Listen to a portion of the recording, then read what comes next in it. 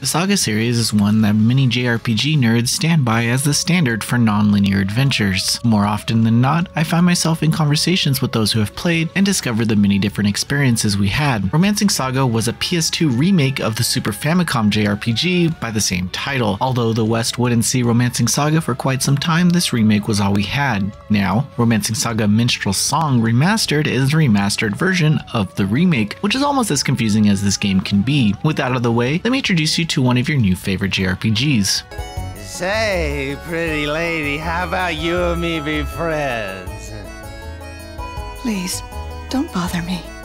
Romancing SaGa Minstrel Song Remastered tells the story of 8 selectable protagonists at the beginning of the game. Each character has a unique prologue that introduces their quest to stop the revival of a god of destruction. There is a shared antagonist as players uncover the truth about objects known as fate stones, but that isn't really brought up into focus until much later. First, you need to get a lay of the land. Mardius makes up the game world that contains several regions and various locations. Throughout each adventure, players need to enlist new party members and speak to townspeople to gain intel on these places. Once discovered, quests will become available, which players can ultimately take on at their own pace. However, that's not exactly true, as time can limit access to quests, and whether or not you have a particular party member enlisted, but let's not get ahead of ourselves. Romancing SaGa Minstrel Song is a beast of an adventure, and one that requires the player's full investment to enjoy. The game plays out similarly to a tabletop RPG where the player's actions or inactions change the story's outcome. You won't lose access to a proper ending or anything, but you may lock yourself out of quests or find yourself lost about what you need to do next. Thankfully, there's a notes section that details hints about the quests you've acquired and how to complete them. The quests in this game are cryptic in that they are rarely in your face and require you to do some exploring to find them. You can just as easily pass them up if you aren't speaking to each townsperson or visiting the pub, where you can also meet new party members. My only problem is pushing myself to do events that I don't remember doing as a kid. I'd say don't use a guide for your first playthrough to get the whole experience of this adventure. Taking on this enormous world and everything it offers on your own is probably the best way to enjoy it. One element of this game that I never liked is how it dissuades you from battle, if only to keep your event rate low. This affects the enemy level as well as the difficulty. Level grinding is not encouraged, but that's sad because it is satisfying to unlock new techniques. In this remastered release, I wouldn't have minded if this feature was taken out completely, but it does limit creating overpowered characters. Luckily, New Game Plus mitigates some of this, but new players will likely find some playthroughs too difficult after grinding a new level, which are more like upgrades anyway, considering nothing about this series is traditional. It'd be redundant at this point to explain the gameplay mechanics of a SaGa title. To be brief, party members learn new techniques randomly during battle. It's a fun system that keeps playthroughs unique. It's like a dash of random garnish on top of an already spontaneous adventure. Additionally, combos can be created within the party for higher damage output. Every action by the player changes the course of the narrative. Quests are provided, but no one is telling you to do them. The term hand-holding is non-existent during this game, which may limit its fanbase, but it's unapologetic about its approach. In terms of new content, players can choose whether to play the original or the updated version. In addition, new characters can be added to your party, including Marina, who plays a significant role in the story. Further, Eldora has a quest arc that includes some additional story beats detailing her adventure when traveling with Mirsa. The quality of life features include a new map HUD and speed toggle. Further, New Game Plus is available to carry over techniques for another playthrough. Trust me, you'll likely want to play again if only to see what you've missed, or play as a new character. In terms of the visuals, I find them to be charming. It's like a storybook that fits the almost tabletop nature of this adventure. Also, the voiceover makes the often dense story a little easier to digest. It's definitely not the best in the business, but it does work.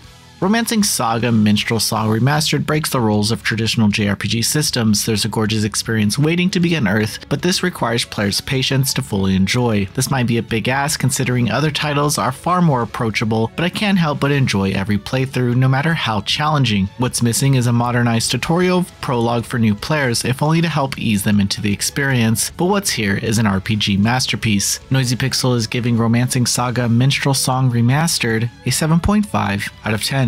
Thanks for watching. Please read the full review on noisypixel.net. Noisy Pixel is run by a group of gamers who work hard to deliver news, reviews, previews, and more. Please subscribe to keep up with all our future content.